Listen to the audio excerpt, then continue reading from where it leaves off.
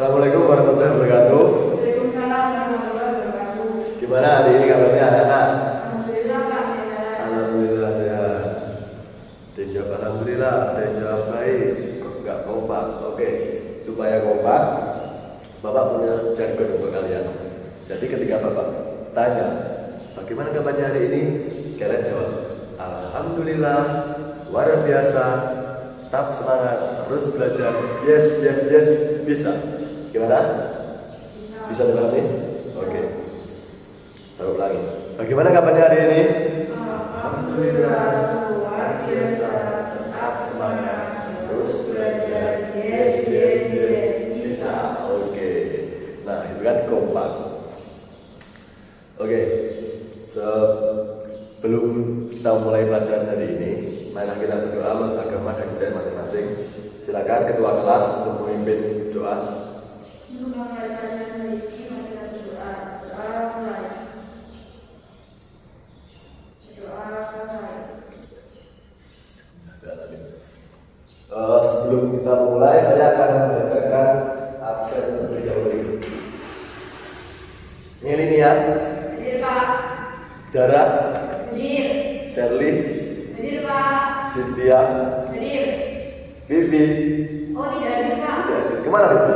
Tidak tahu dari izin. Ada izin. Selain Vivi ada yang tidak masuk lagi? Tidak ada. Tidak ada. Oke.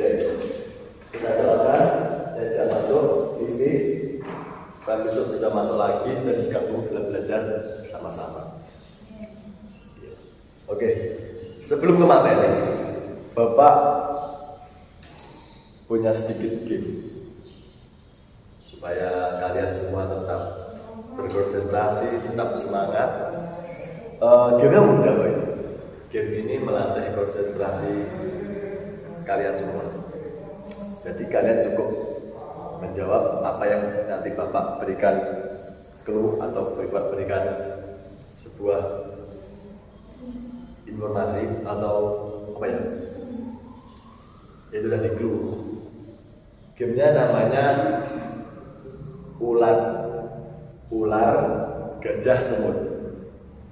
Jadi ketika nanti Bapak bilang ular, kalian jawabnya kecil.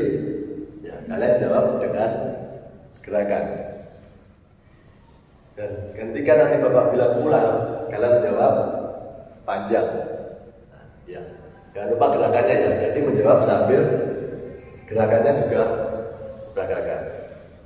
Nah, kita coba. Ular panjang. Ular Pendek. pendek atau kecil? Pendek aja ya. Pendek. Ular panjang. Kalau ulat pendek. Selanjutnya yaitu gajah dan semut. Kalau nanti Bapak bilang gajah, kalian jawabnya besar, ya. Dan nanti kalau Bapak bilang semut, nanti kalian jawabnya kecil, ya. Gerakannya gitu ya, gajah besar, semut kecil. Bagaimana? Bisa dipahami? Oke, kita coba. Gajah besar, semut Kecil. oke. Sekarang kita gabung semuanya. Kalian harus konsentrasi antara jawaban dan gerakan. Oke, kita coba. Semut, Kecil. ular, Panjang. ulat, Pendek. gajah. Besar. Oke. Kalau gitu baik ya semuanya kalau bisa ya. Enak ya. Oke, sekarang kita coba lagi tapi jawabnya tetap gerakannya yang beda. Jadi ketika kalian jawab, Bapak bilang ular, kalian jawabnya panjang, tapi dengan gerakannya ini, gerakannya pendek, tapi jawabnya panjang. Gitu juga sebaliknya, kalau Bapak bilang ular, nanti jawabnya pendek, tapi gerakannya panjang. Bisa dipahami? Bisa. Oke, kita coba. Ular Panjang. Oke, tangannya gini ya. Ya. Pendek. Gerakannya gini. Ular. Panjang. Ular kok panjang. Ular pendek, tapi gerakannya gini ya. Ular pendek, tapi gerakannya panjang. Kita coba lagi ya. Kita coba lagi. Oke. Ular. Pendek. Ular. Pendek. Ular. Pendek. Oke, itu contoh ular dan ular. Kalau gajah dan semut. Nanti kalau Bapak bilang gajah, jawabnya besar, tapi gerakannya ini ya, kecil. Begitu juga sebaliknya, kalau nanti Bapak bilang semut, jawabannya kecil, tapi gerakannya gini. Ya. Oke, kita mulai. Gajah, Besar. semut, Kecil. gajah, Besar. semut. Kecil. Oke, bisa. Kita gabung semuanya, tapi jawabnya yang cepat dan kompak ya. Ya. Oke. Kita mulai. 1, 2, 3. Ular. Besar. Ular besar. Bagaimana cara dia jawab ular besar? Ayo, yang fokus. Yang fokus, konsentrasi. Fokus. Ular kok bisa? Ular panjang, tapi gerakannya gini ya. Oke. Kita mulai sekali lagi. Yang terakhir. Sebelum kita ke materi. Ular. Pendek. Ular. Panjang. Semut. Kecil. Gajah. Besar. Ular. Pendek. Semut. Kecil. Gajah. Besar. Ular. Panjang. Oke, tepuk tangan. Oke, kita langsung ke materi. Untuk minggu lalu kita sudah belajar mengenai materi tentang kebutuhan manusia. Ada yang masih ingat tentang kebutuhan manusia itu apa? Iya, silakan. Siapa yang mau jawab? Iya, Mbak Dara, silakan. Iya, benar sekali Mbak Dara jawabannya. Kebutuhan manusia adalah hal-hal yang dibutuhkan oleh manusia untuk melangsungkan kehidupannya atau melangsungkan kegiatan sehari-hari. Itu yang dinamakan kebutuhan. Bagus sekali Mbak Dara jawabannya. Nah, untuk hari ini kita akan melanjutkan materi yang kemarin, tapi yang ini mengenai tentang masalah ekonomi atau inti masalah ekonomi. Nah, tujuan pembelajaran mengenai inti masalah ekonomi ini yaitu diharapkan kalian semua dapat mengetahui apa itu inti masalah ekonomi, apa itu kelangkaan, lalu apa saja faktor-faktor yang menyebabkan kelangkaan, bagaimana cara kita menanggulangi atau cara kita mencegah kelangkaan, dan nanti kita juga akan belajar tentang pilihan dan skala prioritas, tentang biaya opportunity atau biaya atau opportunity cost. Itu nanti kita belajar, dan kita juga belajar tentang permasalahan ekonomi modern. Oke. Sampai di sini paham? Belum saya jelaskan kok paham. Oke. Untuk anak-anak semua diharapkan nanti ketika Bapak menjelaskan atau dalam proses belajar nanti, kalian jika ada yang kurang jelas mau ditanyakan, atau nanti jika ada yang penting, suatu hal yang penting dicatat. Soalnya nanti ketika di akhir pembelajaran Bapak akan mengevaluasi dan memberikan soal untuk kalian untuk mengetahui bagaimana kalian menangkap materi yang sudah saya Bapak berikan. Oke, langsung saja ke materi, yaitu inti masalah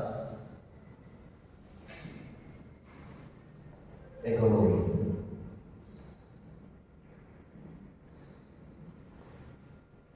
Inti masalah ekonomi. Inti masalah ekonomi ini terjadi karena kebutuhan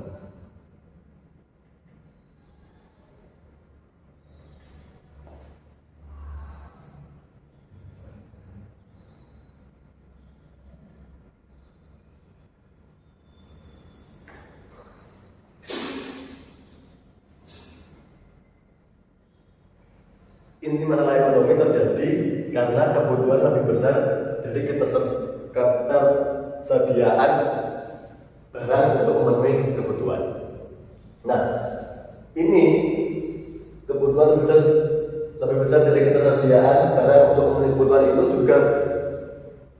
bisa disebut dengan kelangkaan.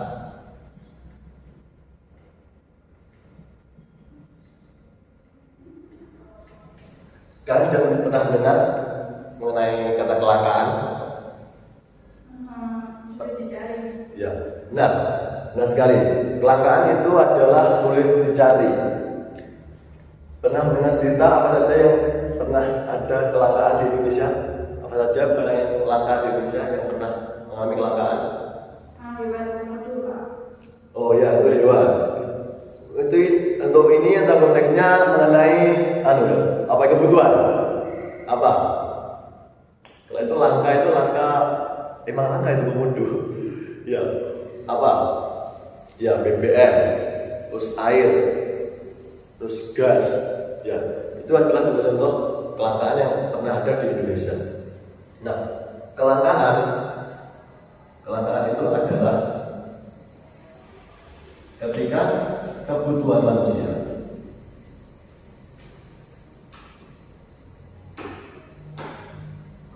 yang tidak terbatas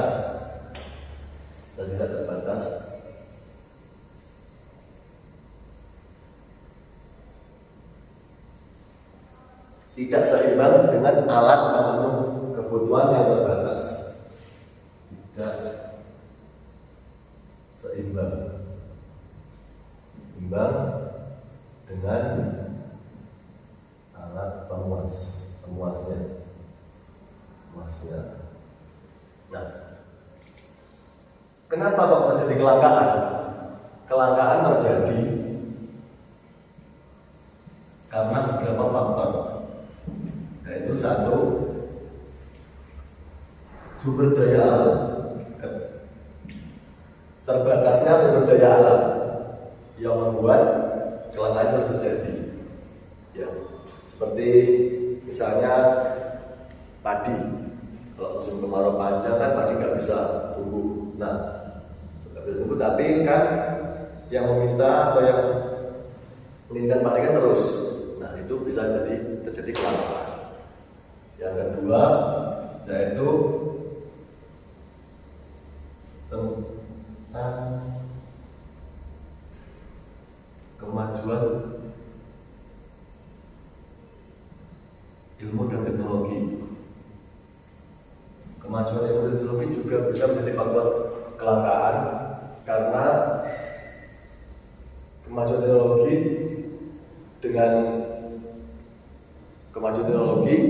barang yang belum pernah dipakai, kalau kita sudah menemukan lewat teknologi, barang tersebut menjadi dipakai sekali sangat dibutuhkan. Nah, namun belum siap untuk yang memproduksi barang tersebut. Jadi nanti bisa terjadi kelangkaan barang tersebut. Yang ketiga yaitu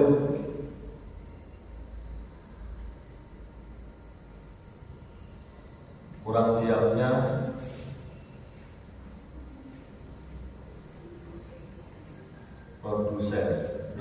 produsen.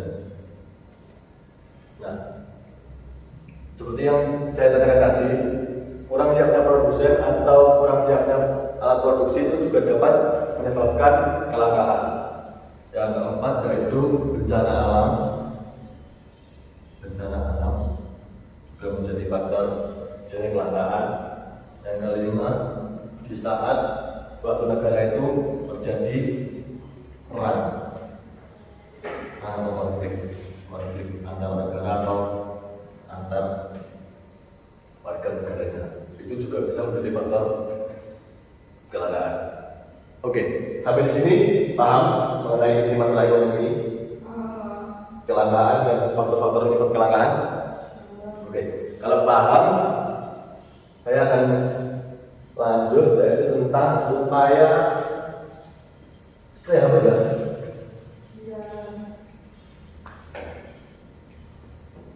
upaya mencegah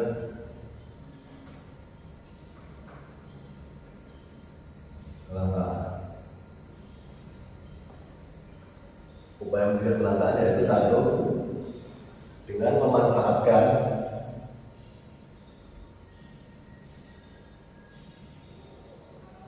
SDA yang tersedia, sumber daya yang tersedia.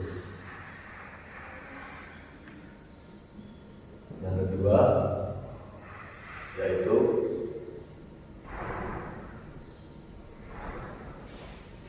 mencari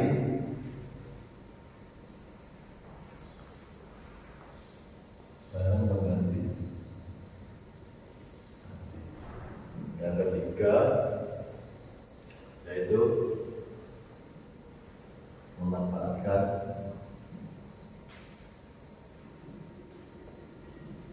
teknologi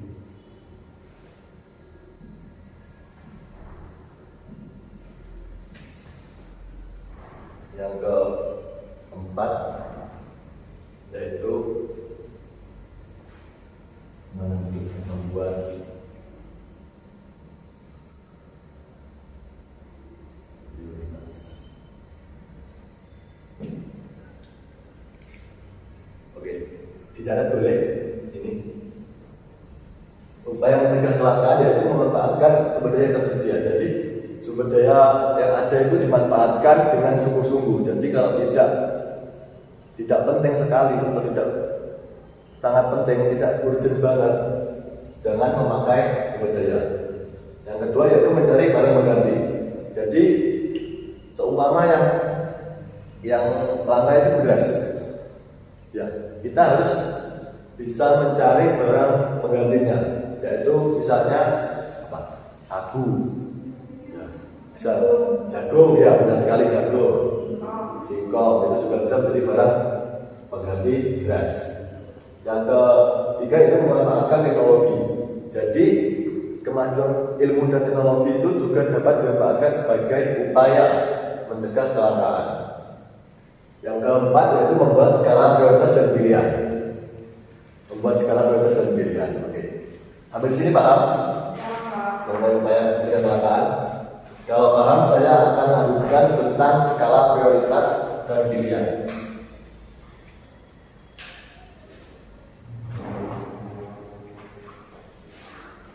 Pilihan dan skala prioritas. Apa itu skala prioritas? Skala prioritas adalah suatu tindakan atau suatu catatan yang dibutuhkan untuk mengatur bagaimana kita membutuhkan suatu kebutuhan itu. Oke, skala prioritas paham? Untuk skala prioritas.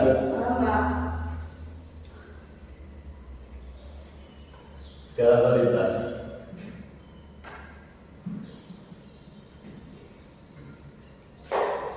Yaitu suatu catatan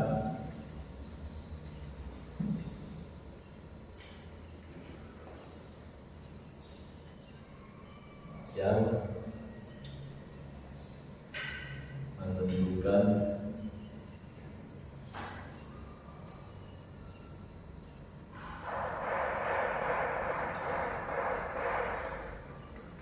penting atau tidaknya tujuan kebaikan.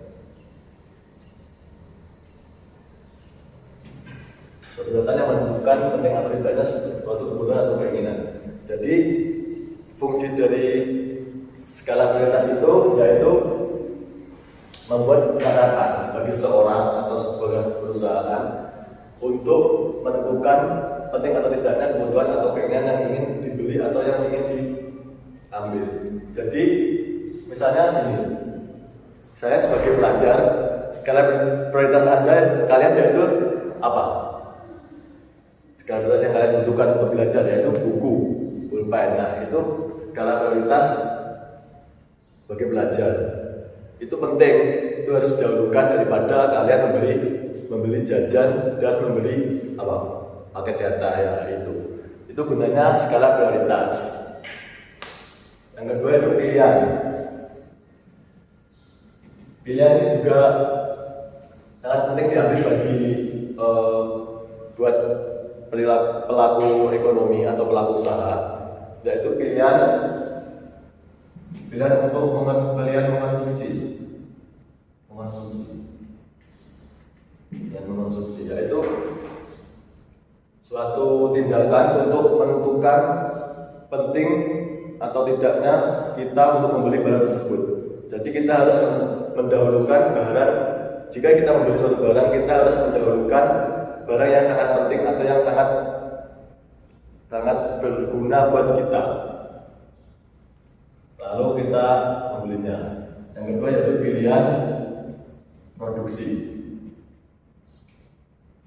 Pilihan produksi ini digunakan untuk sebuah perusahaan atau sebuah orang yang memproduksi barang.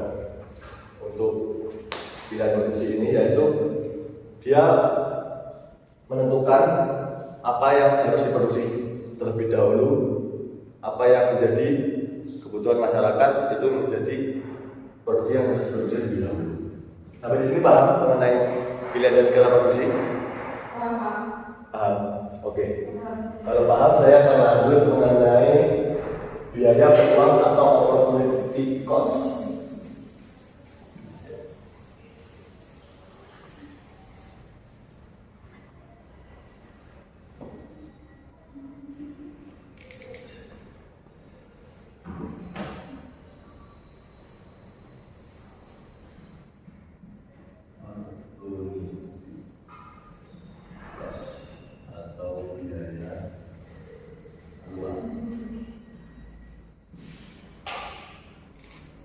Biaya peluang atau oportunitas yaitu sebuah pengorbanan yang dilakukan oleh seseorang karena memilih alternatif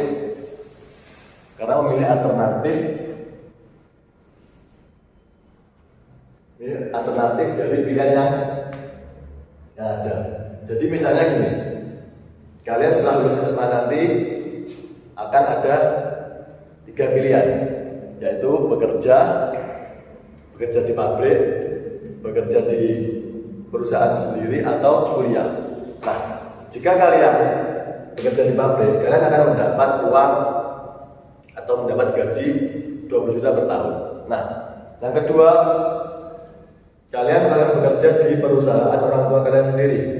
Kalian setahun per tahun akan mendapat gaji 18 juta. Kalau tadi di pabrik 20 juta, di perusahaan sendiri 18 juta. Nah, yang ketiga yaitu kalian melanjutkan ke perguruan tinggi atau kuliah. Kalian setahun akan menghabiskan uang sekitar 15 juta. Ya. Nah, tapi kalian memilih untuk kuliah. Nah, kalian berarti telah memikirkan biaya peluang, yaitu memilih kuliah dan tidak memilih bekerja di pabrik yang digaji 20 juta. Itu disebut dengan opportunity cost. Nah, sampai di sini paham mengenai biaya peluang atau opportunity cost? Paham. Oke. Kalau paham, kita lanjut ke pengelolaan keuangan. Apa itu pengelolaan keuangan? Ada yang tahu tentang pengelolaan keuangan? Pengelolaan keuangan adalah tindakan yang dilakukan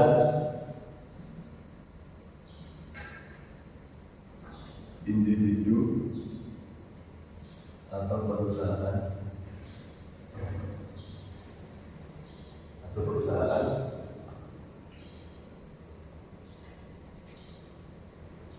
untuk mencapai tindakan atau mengatur untuk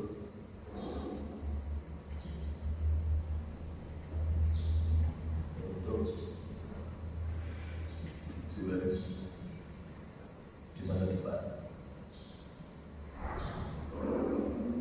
Nah, pengelolaan keuangan yaitu suatu tindakan yang dilakukan oleh individu atau perusahaan untuk tujuan di masa depan. Jadi suatu perusahaan atau individu itu harus sangat pintar sekali atau harus bisa mengelola keuangannya. Jadi kalau tidak bisa mengelola keuangannya nanti bisa-bisa amburadul ya, bisa-bisa kebutuhannya lebih, keinginannya lebih besar daripada kebutuhan. Itu juga sangat merugikan kita atau perusahaan. Oke. Jadi pengelolaan keuangan ini sangat penting. Tujuan dari pengelolaan keuangan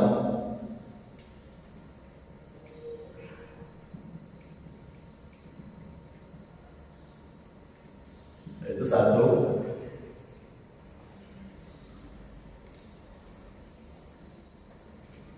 mengatur arus kas. Arus kas yaitu tentang pendapatan atau dan pengeluaran. Yang kedua yaitu mengatur utang piutang.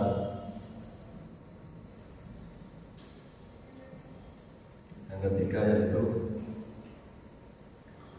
untuk mencapai sebuah tujuan.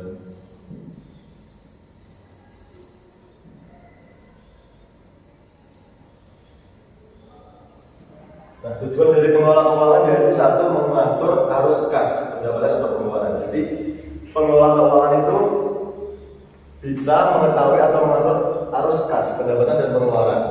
Yang kedua itu mengukur utang dan piutang atau mengetahui berapa utang dan berapa piutangnya. Yang ketiga untuk mencapai sebuah tujuan. Jadi sudah mengetahui ini, jadi kita sudah dapat melihat bagaimanakah progres kita untuk mencapai sebuah tujuan yang kita inginkan. Oke, jadi sampai di sini materi yang ini yang saya sampaikan dari awal sampai tadi. Bagaimana, ada pertanyaan? Ya, Tidak. Oke. Kalau tidak ada pertanyaan, saya hapus ya ini. Kalau tidak ada pertanyaan, baik, saya akan memberikan tugas buat kalian. Tugas individu, tugas individu atau apa ya? Tugas individu aja, individu. Yaitu dua soal saja. Yang pertama yaitu sebutkan kecelakaan yang pernah terjadi di Indonesia. Sebutkan kecelakaan yang terjadi di Indonesia. Yang kedua, buatlah skala prioritas kebutuhan Anda sebagai pelajar. Ya, itu dari tadi yang sudah saya sampaikan tadi mengenai apa itu kelangkaan, apa itu masalah ekonomi. Masalah ekonomi yaitu adalah kebutuhan manusia yang tak terbatas lebih besar dari alat pemuas kebutuhannya. Kelangkaan juga seperti itu. Kelangkaan adalah kebutuhan manusia yang tak terbatas lebih besar dari alat pemuas kebutuhan tersebut, atau alat pemuas tersebut tidak bisa mencukupi kebutuhan manusia. Nah, faktor-faktor yang menyebabkan kelangkaan yaitu antara lain sumber daya yang habis, pengelolaan sumber daya yang buruk, kemajuan teknologi, letak geografis, bencana alam dan perang. Oke, langsung lanjutnya yaitu tentang skala prioritas, yaitu sebuah tindakan yang dilakukan oleh seorang atau perusahaan untuk menentukan bagaimana pentingnya, berapa penting kebutuhan dan keinginannya. Yang selanjutnya yaitu tentang biaya opportunity, yaitu sebuah pilihan yang telah mengorbankan pilihan yang lain untuk menentukan pilihan tersebut, walaupun pilihan tersebut keuntungannya lebih sedikit dari pilihan yang tidak dipilih tadi. Pengelolaan keuangan yaitu tentang bagaimana cara mengelola keuangan atau bagaimana mengolah uang dan supaya kita dapat mencapai tujuan hidup yang kita inginkan. Oke, sampai sini paham? Ada yang ingin ditanyakan mengenai tugas atau mengenai materi tadi? Kalau tidak, mungkin karena waktu sudah menunjukkan selesai. Mungkin sebelum selesai saya akan berpesan kepada kalian semua untuk tetap semangat dalam belajar, tetap semangat dalam belajar, jaga kesehatan, tetap semangat pokoknya, jaga kesehatan, belajar, jangan lupa belajar dan jaga kesehatan. Oke, sebelum saya akhiri, saya teringat sebuah kata-kata motivasi atau sebuah kata. Gini kata-katanya, jika kalian ingin sesuatu yang belum pernah kalian miliki, maka kalian harus siap melakukan apa yang belum pernah kalian lakukan. Oke, ngerti? Saya akhiri. Wassalamualaikum warahmatullahi